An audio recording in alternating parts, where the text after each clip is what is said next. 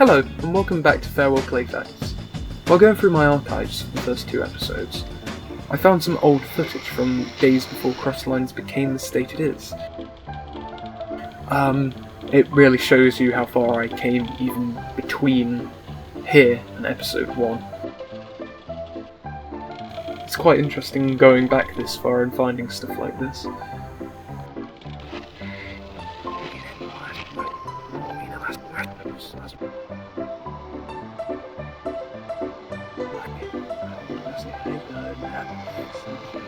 But, in the meantime, this is episode 3, which covers From Dusk Until Dawn.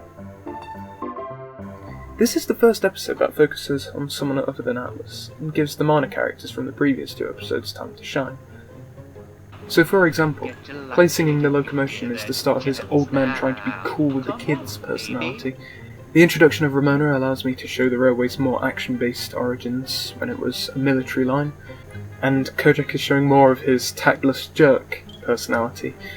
The main character who gets developed here is Dawn, how she talks to rolling stock whenever she gets stressed, or how she pushes everyone away when she gets too determined to prove herself. Creed was a dark tank kid from Dragon's War.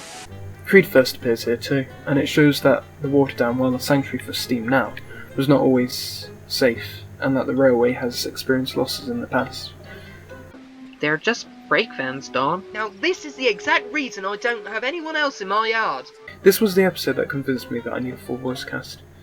While my most popular video at the moment features me pretending to be a woman on an answer phone at the start of it, please leave a message after the beep. I don't think I make an entirely convincing one voice-wise.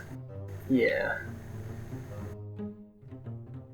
I'm not too happy with the design of the shunting yards. They feel quite cramped and were very hard to work with as a set.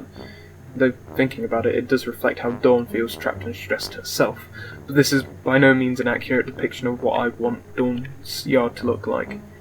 I imagine it's quite large and has loads of points and sidings and crossovers, and just loads of buildings that are just for all sorts of purposes. A while back I was thinking of doing some behind the scenes videos for the first 4 episodes, which I suppose Farewell Clayfax are a compromise for. And I'd rendered out a sequence of the incline showing how it was made, and luckily I still held on to it, which is now showing on the screen. I wanted to get the right sort of slippery effect on the rails, so that Dawn looked like she was actually struggling to get up the incline, so the set was built to be an actual incline. Luckily it didn't kill Dawn's motor like the event that inspired this story, where the previous motor that was inside of Dawn, her original motor, sort of started to smoke blue smoke when it went up an incline.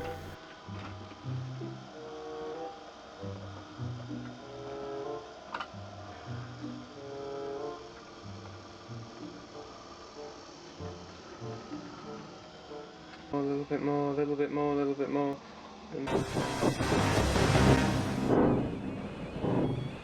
I do like how this story is the first one that starts flowing into one another. So Enid appearing. I do like how from here on the stories start to flow into one another. So like Enid making a cameo appearance in episode 2, then plays into episode 3, which then sets up episode 4's intro. Even something like Dawn going to the works acts as a way to then introduce DevCon. Had Dawn been in Going Haywire, she would have probably stopped DevCon before he could even start his plan. Just a little bit of rhythm and a lot of soul. So I think this is probably my favourite after the credit sequence, because it's so out there and weird. And the fact that Karma actually bites Kojak in the backside. And I also think that Clay should probably release an album one day. I mean, what with this? Everybody's doing a brand new dance now. And this. I'm like an A3 by Nigel Grizzly. Drawn 74. There's only one of me. So that was Farewell Clayfax 3. Time for the obligatory vloggy ending. I hope you enjoyed this video. Go back and watch the episodes that I've covered if you want to refresh yourself with what happens. And yeah, I will catch you again tomorrow with episode 4 on the 4th of August. That couldn't mean anything, could it? This is Half Baked 8, signing out.